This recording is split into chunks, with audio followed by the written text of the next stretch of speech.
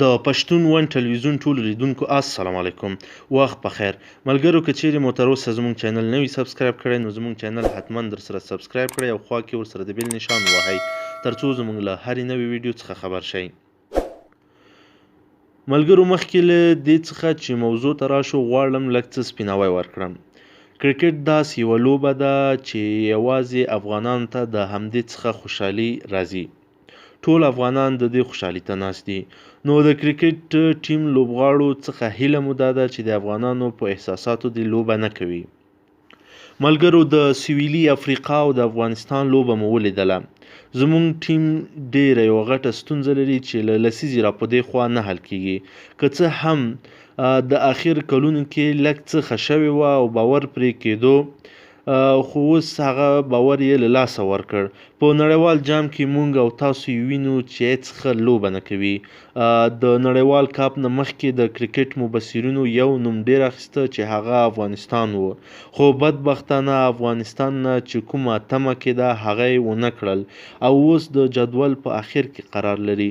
له دې څخه بعد لوبې نورې هم سختېږي ځکه چې نورې ټولې قوي لوبډلې دي.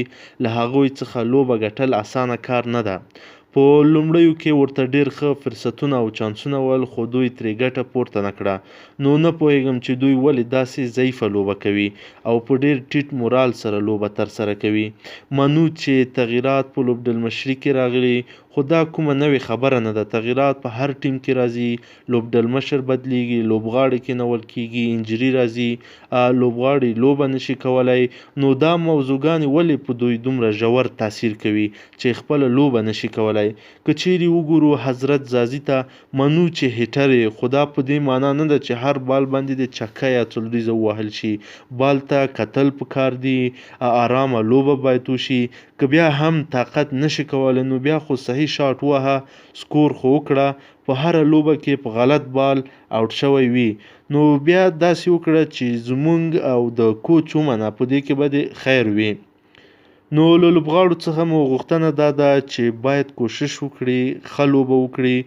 منو چې دا لوبه ده، په لوبه کې ګټل او بایلل شته، نو مبارزه خو کول پکار دي. په هره لوبه کې د 1.5 سل نه کته سکور کول، دا خو په ټیم باندې د خلکو هغه هیلې چې تاسو ته دي نو په دې ټولو باندې غلط تاثیر کیږي او د افغانانو زړه توری کیږي له دې لوبو څخه.